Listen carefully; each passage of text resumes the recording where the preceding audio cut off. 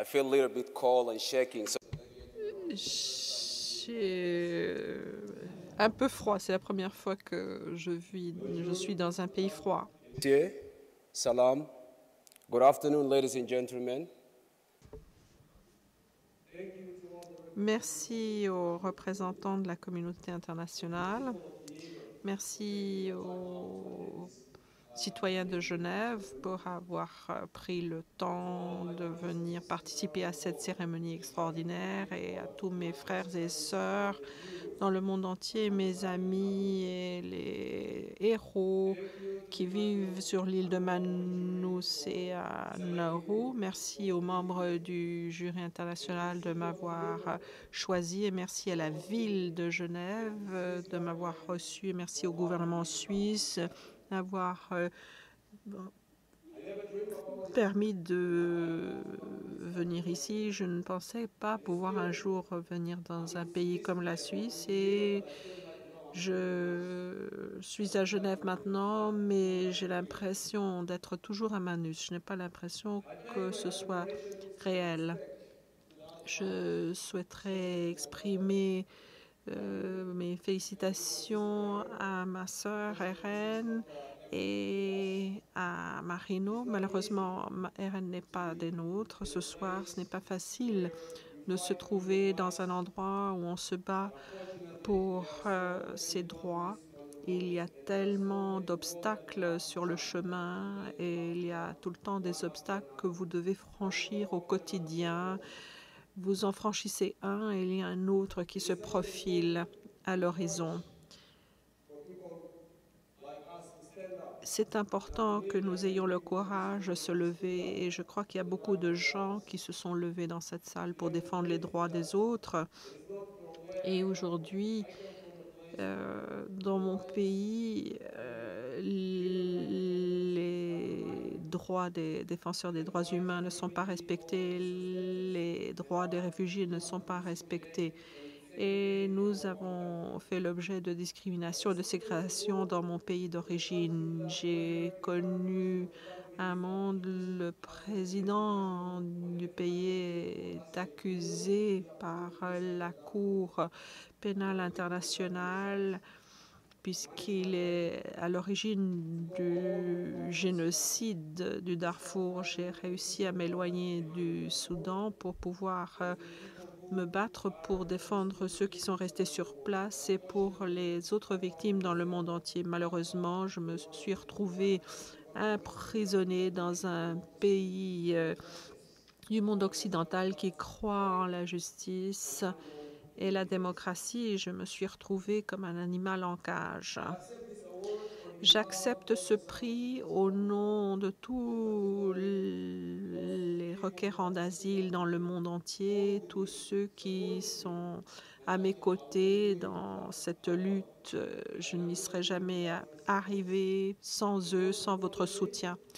Et ce qui est encore beaucoup plus important, ce prix signifie énormément, pas simplement pour moi, mais parce que cela nous remplit de joie que la communauté internationale nous reconnaît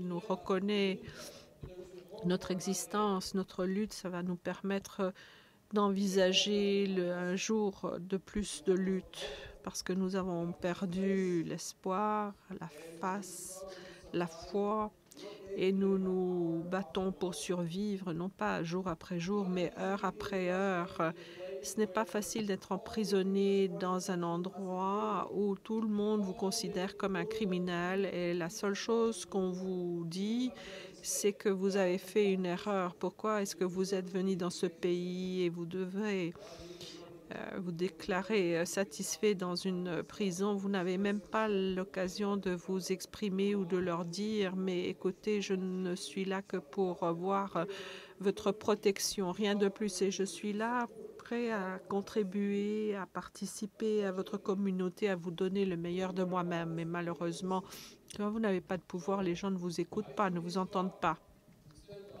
Donc, j'ai décidé de me lever et me battre pour tous ceux qui vivent sur l'île de Manus.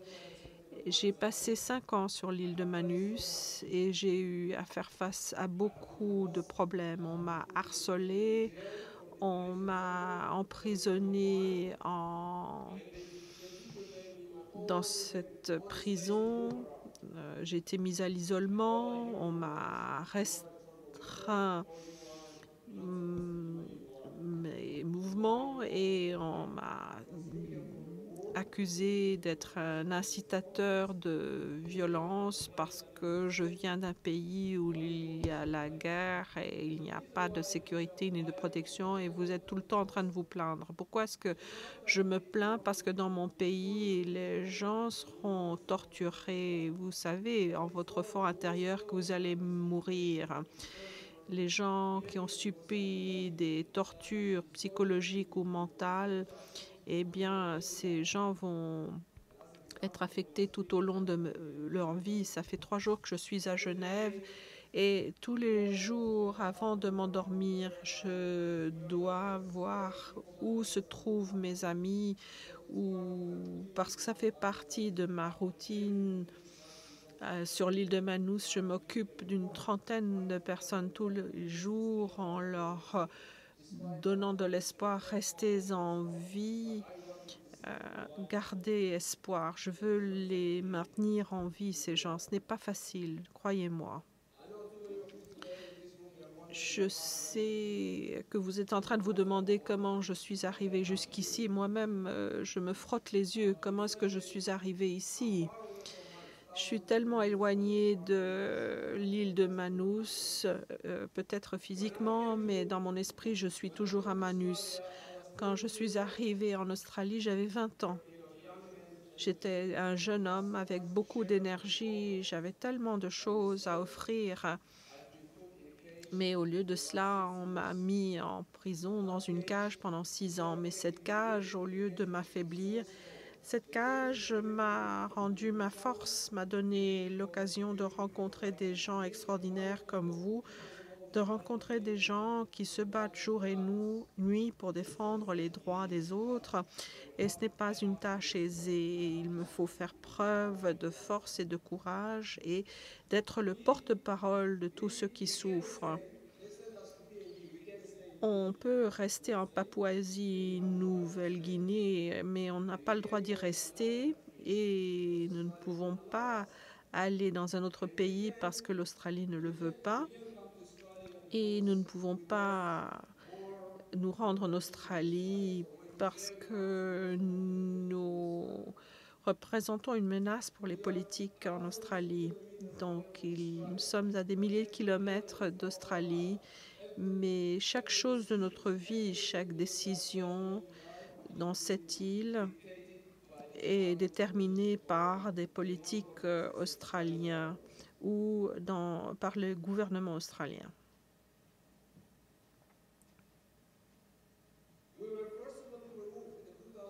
On nous a transférés de force en 2013, menottés et envoyés sur l'île de Manus.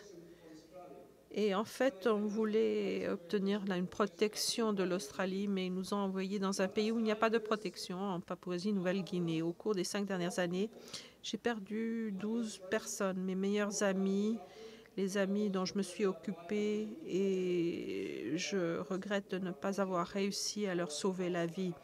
Malheureusement, je n'avais pas de pouvoir, je n'avais rien à leur offrir. 11 d'entre eux sont morts en raison de négligence médicale. On ne nous a pas donné des choses de base. Il n'y a pas d'hôpital où on peut se faire traiter.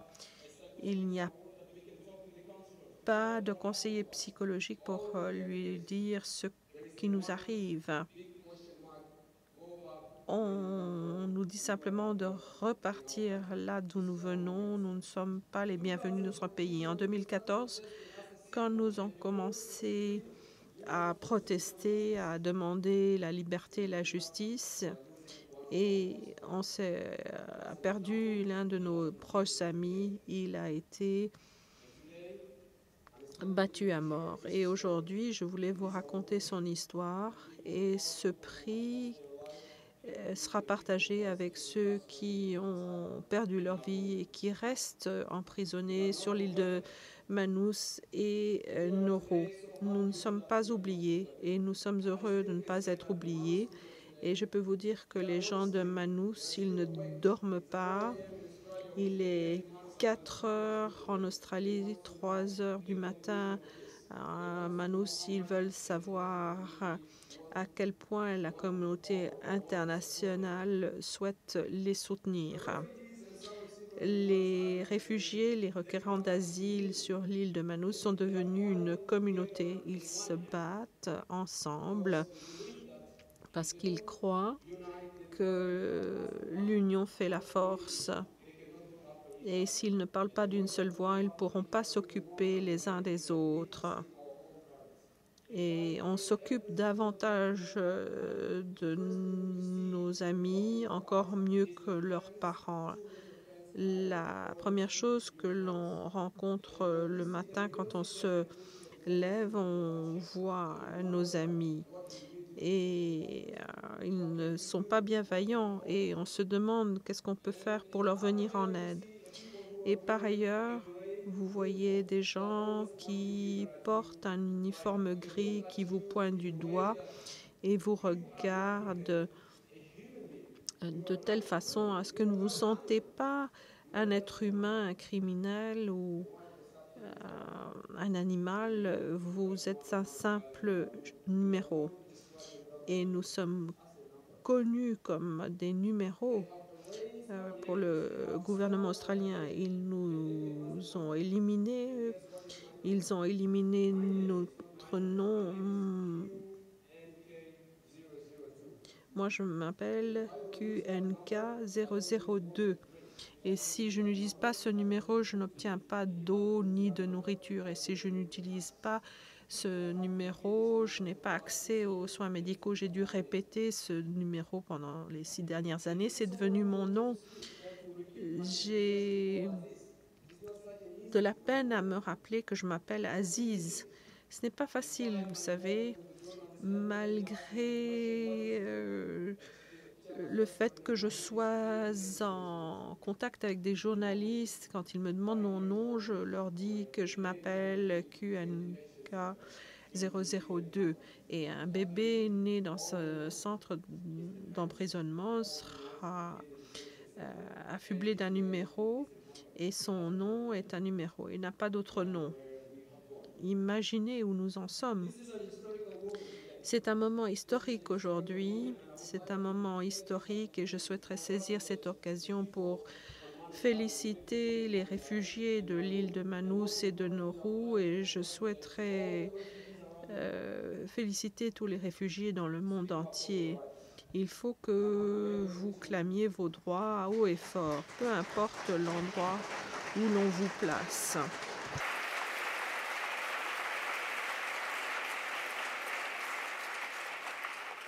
You speak up of your Alors, déclarez vos droits, surmontez vos peurs. Il y a tellement de jeunes dans les centres de détention pour réfugiés dans le monde entier. Ils existent, mais ils ont peur de la persécution, de l'harcèlement, de la torture.